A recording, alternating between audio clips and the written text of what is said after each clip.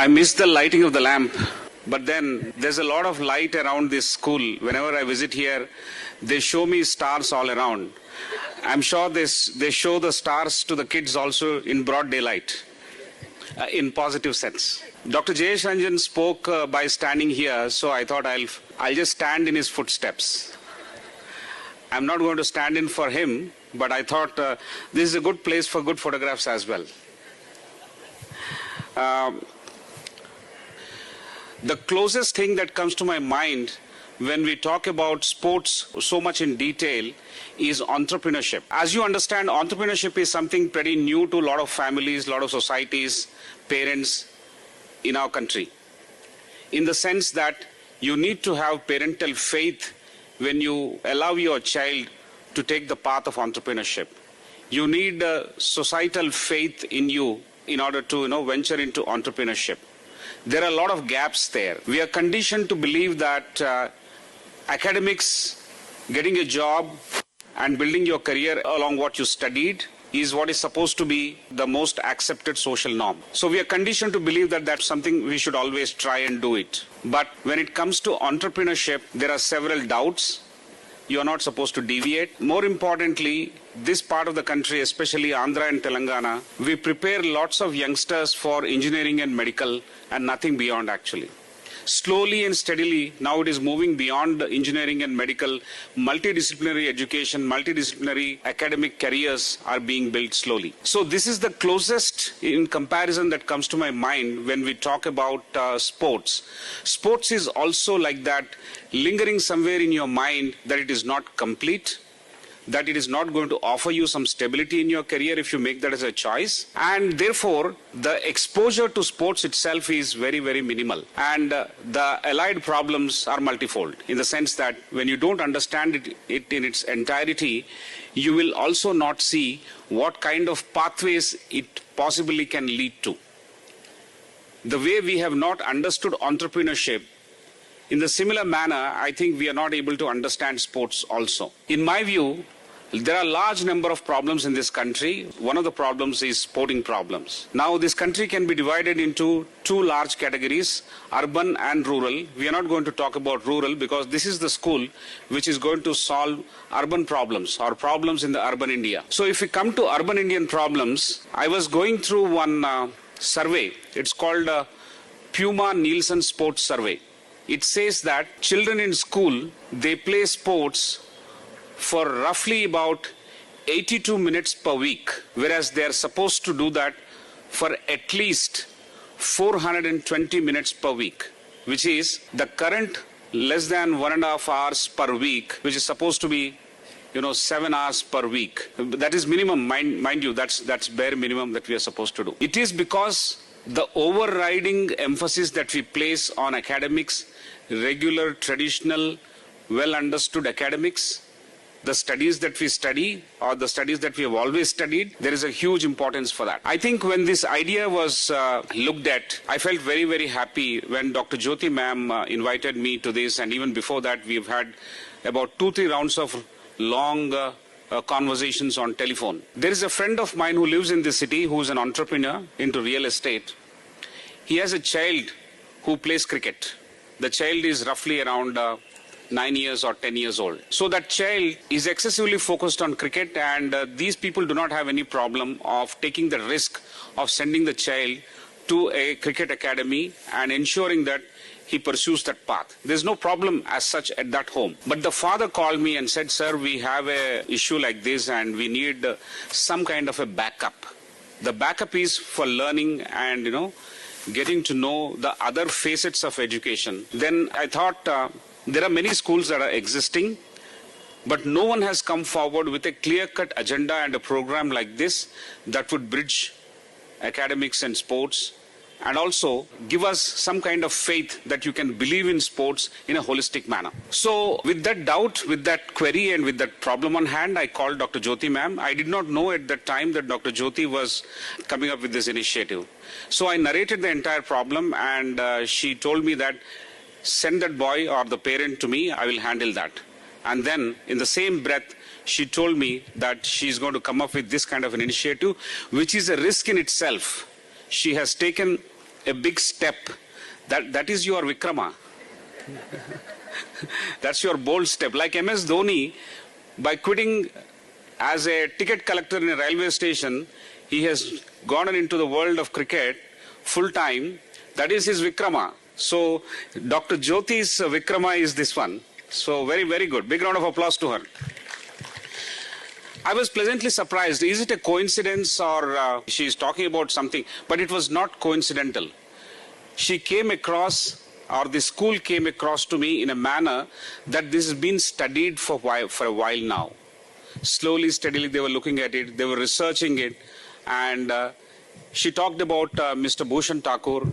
Your presentation was amazing, and I love the presentation actually. So when the pathways have pathways like this, interconnected so well, I think it cannot be an accidental thought, it cannot be a coincidence. I thought they've been thinking through for a while, and then this is actually going to take shape. So thank you, ma'am. And I spoke to the parent, and the parent, I believe, had visited the school, taken some kind of counseling, raised the doubts, and went back, and they're waiting for your good news to allow that student to join in the school. I'm sure that happens. I'm someone who has actually not played any games during my school.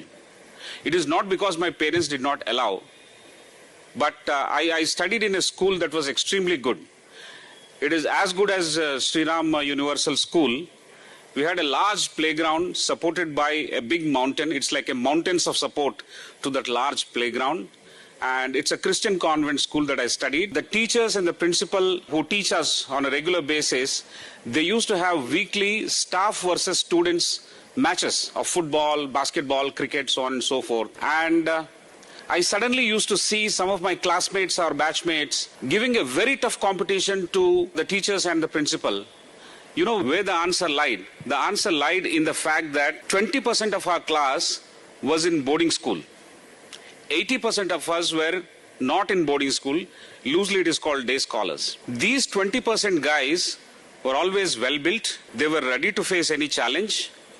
And they were taking on the principal and the staff, that is the teachers, in a very combative and competitive manner for football, for cricket and basketball, volleyball, all these things. I used to wonder, he was always sitting next to me in the classroom. I did not notice this guy playing so well.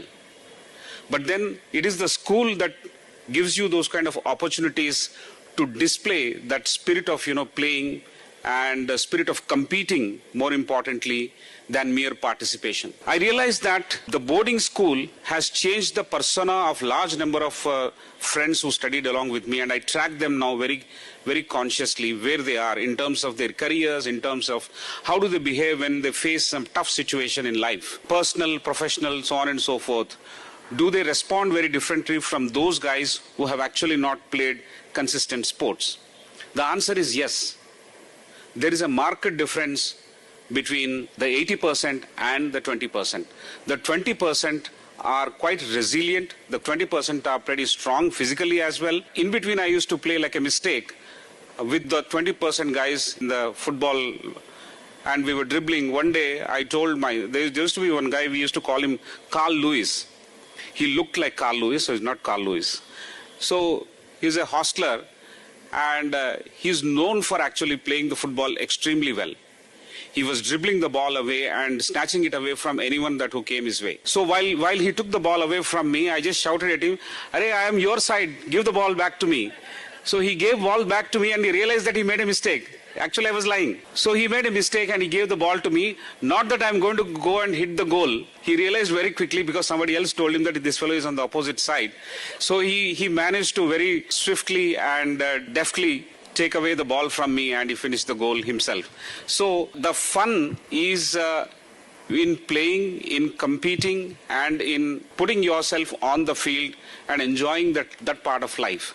So school plays an extremely important part, and this school is very different. Now you are working on pathways. Apart from merely encouraging sports and making sure that they are participating, you're talking about pathways, the numerous pathways that we can look at in terms of not just... See, it in simple language for parents and everyone, I want to say that the sports pathways is like, going beyond winning and also thinking beyond losing. In simple language, it is like that. Now, the sports infrastructure as a segment we were looking at last week.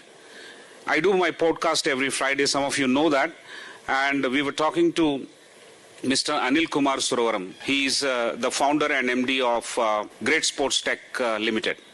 So they put infrastructure in this country and also abroad. They work only on laying the infrastructure for sports in terms of tracks, in terms of bringing technology for various track and field items. So they do a great job. So we were looking at that, and in that conversation I identified that this country is much more than what it appears to us.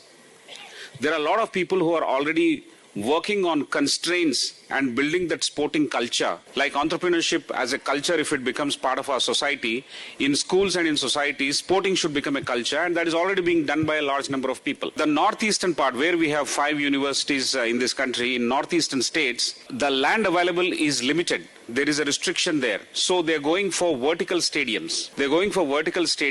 And what I also understand is that the one piece of the entire ecosystem that we are talking about, infrastructure, within that infrastructure piece, of course, technology is involved in laying the infrastructure. Within that infrastructure, we see that the government facilities that are created are reasonably okay at this point in time, but much more is supposed to come. If you recall, in late 1990s or early 2000, in Telangana, in Andhra, the government of Andhra Pradesh established about half a dozen stadia in this city. Do you remember that? We have Gachibowli Stadium, we have Kotla Vijay Bhaskar Reddy Stadium, we have Sarur Nagar Stadium, we have Cyclodrome.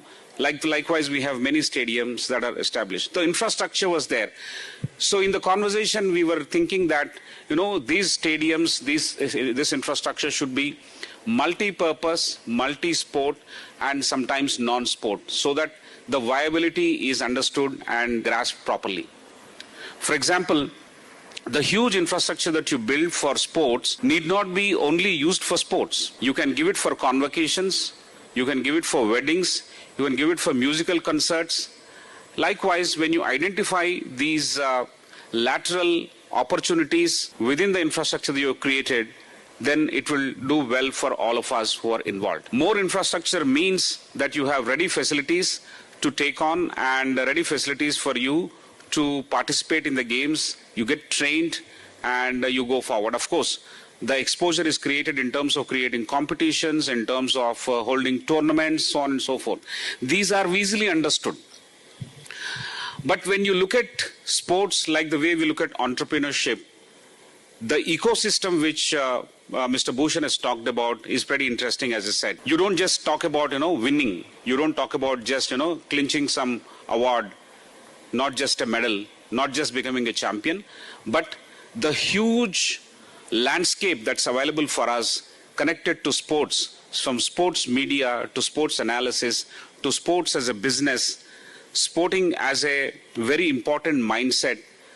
It calls in several allied businesses.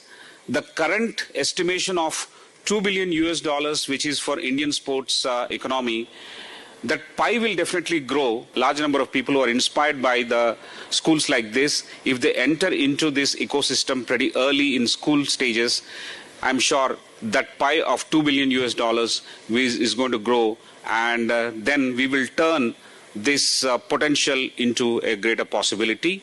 Of course, that's what sports is supposed to do. I always say that entrepreneurship is like putting steel in the spine of the society. Then sports is like building that muscle to take it forward for the society. So thank you so much for inviting me. I'm very happy to be here. I wish all the best to the entire team that's involved here for the Sports Pathways. Thank you.